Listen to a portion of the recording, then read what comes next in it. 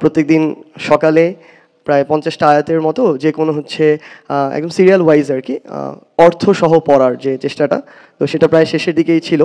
এক বিশাল ইফতার পার্টি এবং একটি সম্মেলনও আমাদের সার্জিস আলম, যিনি এখন উপদেষ্টা কিংবা একটি নাগরিক পার্টির কর্মকর্তা কিংবা এখনও যিনি একটি দেশকে নিয়ে ভাবছেন, তিনি হচ্ছে সার্জিস আলম। তো আপনারা ওনাকেই সকলে চিনেন। তো এর সাথে আমাদের বাংলাদেশের একজন অন্যতম স্কলার বক্তা জানা হচ্ছে মিজানুর রহমান আজারি, ওনাকে আপনারা চিনেন।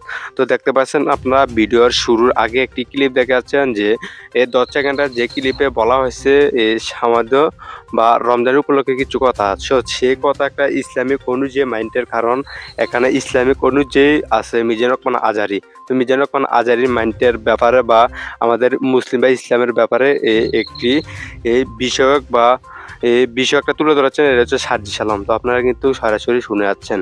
তো আসলে বিষয়টা কি, এখানে কিভাবে বৈঠক হচ্ছে, তো এটা আসলে বৈঠক হচ্ছে সার্জিস আলম কিভাবে কোরআন তেলাওয়াত করে বা কোরআন তেলাওয়াত কত মধুর লাগে এই সম্পর্কে বলা হচ্ছে। যেমন আমি অনেক বই পড়েছি, কোরআন তেলাওয়াতের মতো না, এরকম কোনো বক্তব্য বলা হয়েছে। তো সম্মানিত বিয়াস, আমি আপনাদের সাথে আছি মোহাম্মদ হাসান রাজা।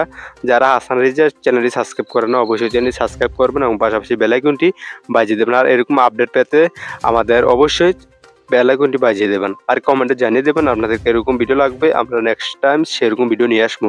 দেখতে পাচ্ছেন এখানে অনেক হাফেজ বা এখানে অনেক ওলামা আছে। তো দেখতে পাচ্ছেন এখানে অনেক বড় বড় পার্টি আছে বা নাগরিক পার্টির সদস্যরা আছে এবং মিজানুর রহমান আজারির বা স্কলার এরকম বড় বড় স্কলারশিপ এখানে আছে। তো আপনারা কিন্তু সরাসরি দেখতে পাচ্ছেন এটা আসলে একটা বিস্তারিত একটি ক্লাব করা হচ্ছে।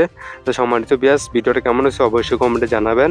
আর আমাদের সার্জিস আলম কিন্তু আমাদের এখন নাগরিক পার্টির একটি কিন্তু এই দলটা কিন্তু ওনাদেরই, নাহিদ উপদেষ্টা বা উপদেষ্টা সার্জিস আলমের। তো ভিডিওটি দেখার জন্য ধন্যবাদ। আবার নতুন কোনো ভিডিও দেখা হচ্ছে। এ পর্যন্ত থাকুন, ভালো থাকুন, আল্লাহ হাফেজ।